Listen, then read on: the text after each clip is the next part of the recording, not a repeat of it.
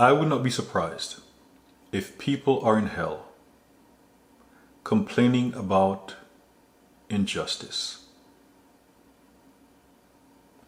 about those who wronged them, about how they were right in the things that they did, trying to take matters into their own hands, how they were right in engaging in witchcraft, how they were right for trying to destroy others.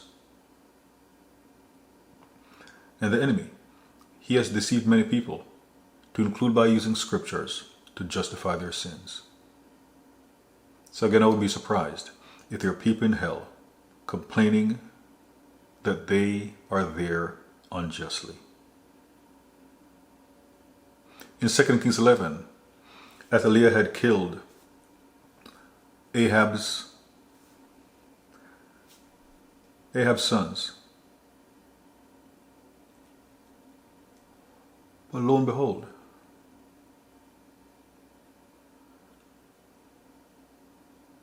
when the jig was over and she was arrested and about to be executed, she tore her clothes and started calling treason, treason. Really? Rather than being like, uh-oh, my sins have caught up with me.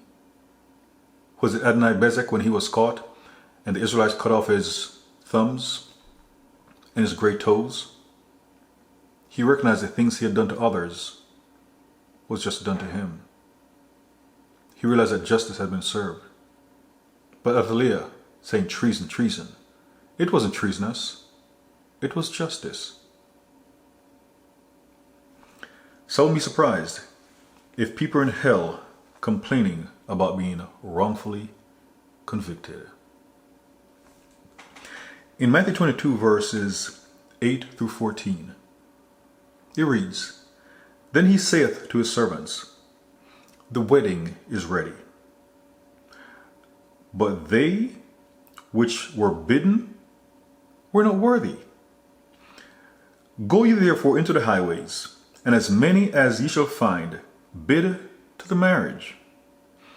So those servants went out into the highways, and gathered together all, as many as they found, both bad and good. And the wedding was furnished with guests.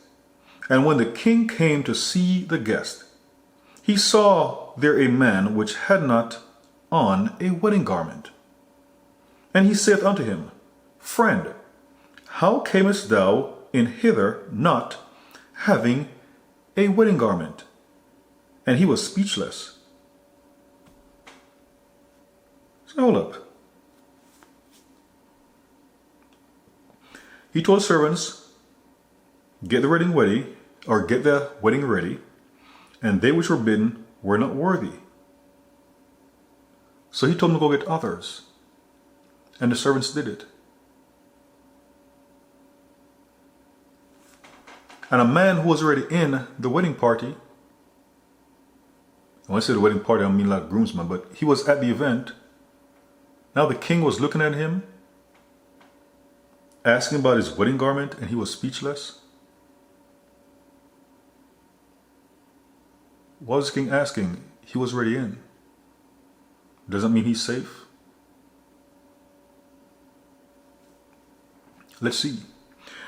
Then said the king to the servants, Bind him hand and foot, and take him away, and cast him into outer darkness. Hold up. But the king told the men to go gather people. So he was invited.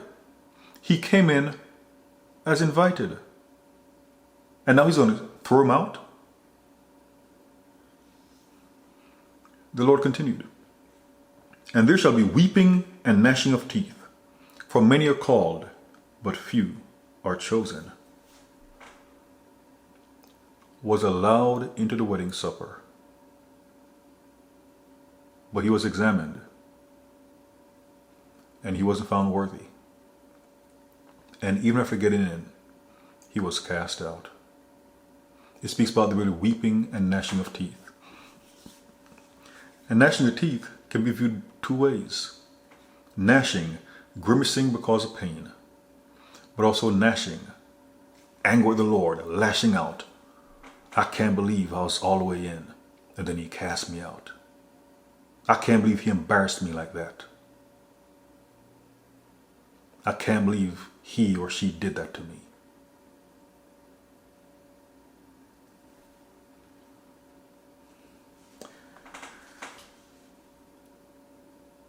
And while I was taking notes for this message, and by the way, I think I'm recording like 9 messages in the sitting, this little poem came to me based on this.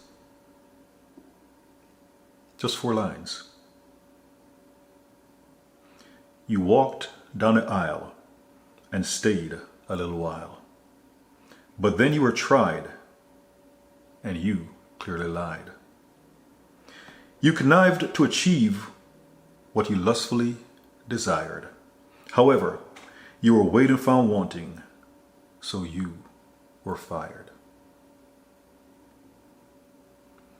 Many people can relate to that. They connived their way into a position. They were discovered. Just like how the Lord checked the guest whom he had his men gather. And even though he made it into the wedding, he was eventually cast out because he was not worthy to be there. There's some persons, and I say this regarding spirits and human beings, there's some persons, they think that because they got to a certain point, that they're going to be safe. They're still going to get cast into the lake of fire and brimstone. There are even some that got all the way to a marriage, hence the walking down the aisle. And they thought that because they got married, that they were safe from being thrown out. But they were weighed and found wanting. And they too were cast out. So I share the words of this little poem, which I didn't give it a name. So again, you walked down the aisle and stayed a little while. But then you were tried, and clearly you lied. You connived to achieve what you lustfully desired. However, you were weighed and found wanting, so you were fired.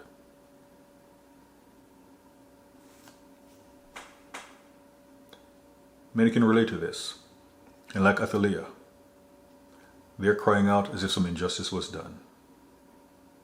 But for some, rather than repenting, they'll keep on crying out about this quote-unquote injustice. And they'll speak to anyone who will listen. And they'll keep on saying these words, even in hell.